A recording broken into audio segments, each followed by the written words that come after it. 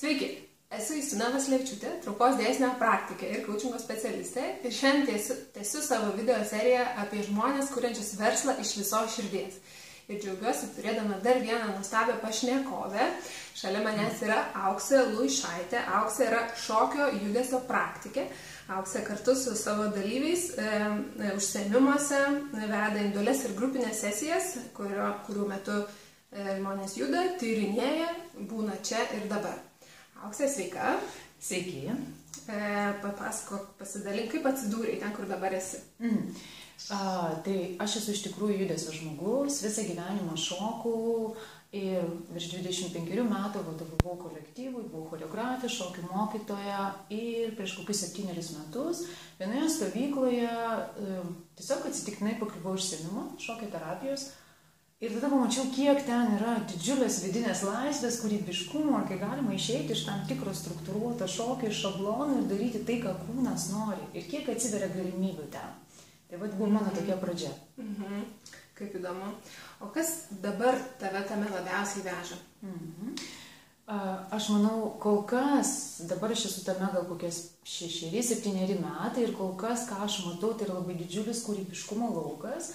Labai daug galima tyrinėti, pažinti save, vidinės labai daug laisvės ir labiausiai galbūt dar veža ta tokia, kai kūnas kalba, keičiasi vidinė būsena. Ir kūno kalba, kada galima leisti jiems išnekėti, išsijudėti, išreikšti emocijas, nežinau, netgi atsipalaiduoti, sveikti savotiškai, ar kažkokią situaciją išspręsti, visgi išeiti iš kažkokių tai šablonų, kur protas galvoja, kaip turi būti ir staiga tu išjudi ir matai situaciją kitokia, tai turbūt mane tas labiausiai ir veža dabar. Auksė, aš suprantu, kad tai yra pakankamai naujas dalykas Lietuvoje ir galbūt yra daug žmonių, kurie pirmą kartą apie tai girdi, tai gal tiesiog, kad būtų šiek tiek aiškiau, ar gali pakomentuoti, kas vyksta su dalyviais užsiėmimų metu arba kokį jie jaučia poveikį po to. Tai aš gal pirmiausia pradėsiu nuo struktūros, kaip vyksta užsiėmimas, kad pirmiausia mes susirenkam, jeigu tai grupinis užsiėmimas, pirmiausia aptariam temą tos dienos, dažniausiai būna kažkokia tema, mes žinom, ką mes judėsim, su kokiu klausimu dirbsime, toliau darome apšilimą, toliau vystome temą, dažniausiai per judesį ir po to vėlgi integruojame tai, ką suradom, dalinamės įžvalgomis, būtinai aptariame pabaigoje. Tai nėra tai, kad atėjau, pašokau ir išlėkiau pro duris, tai visgi yra pradžia, išvystymas ir pabaiga. Dabar, ką žmonės jaučia, tai aišku, galima pasiskaityti ir mano puslapyje, atsiliepimai yra.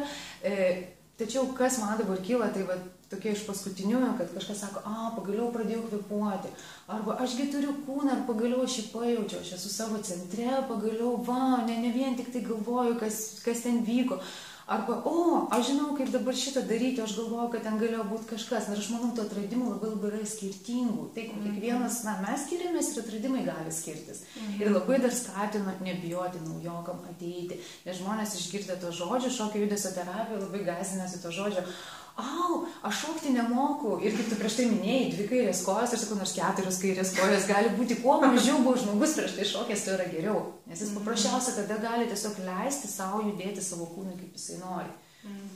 Ir tai yra tokia, didžiulė dovana klausyti savo kūno. Kaip smagu turėtų, aš galvoju, tai tikriausiai turėtų būti labai veiksminga, ypač tiems žmonėms, kurie galvoja, kad jie visai nemoka šokti. Taip.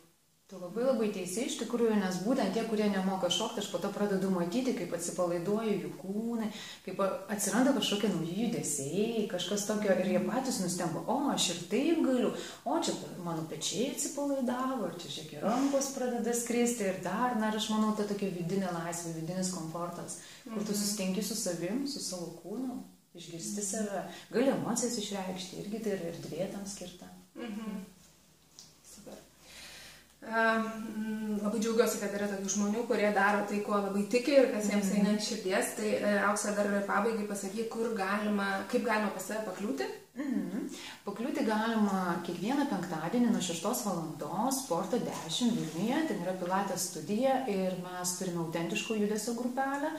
O taip pat vyksta dar ir vairūs kiti užsiėmimai kitose vietose, tai čia Justina turbūt parodys, yra internetinis puslapis, kuris vadinasi manojudesys.lt ir ten yra surašytas visas mėnesio grafikas, kur galima būtų pašokti. Aukse, ačiū tau labai, kad buvai čia ir dar noriu paklausti, žinau, kad tarp tų, kurie žiūrėjo šį įrašą, yra daug žmonių, kurie turi jau savo idėją, bet dar nesiryžta pradėti. Ką pasakytum tiems žmonėms? Aš tikrai pasakyčiau, rizikuokit, pabandykit, nes visą laiką geriau pabandyti, negu galvoti, nežengti to žingsnio ir po to gyvenimo pabaigoje sakyti, kodėl aš neišdrįsau. Manau, rizika visą laiką pasiteisinta, kažko mes išmokstam visada. Tai toks palinkėjimas būtų. Super, visiškai pritariu, kviečiu rizikuoti, kviečiu bandyti ir paskui papasakokit, kaip jums sekėsi ir kas iš to išėjo.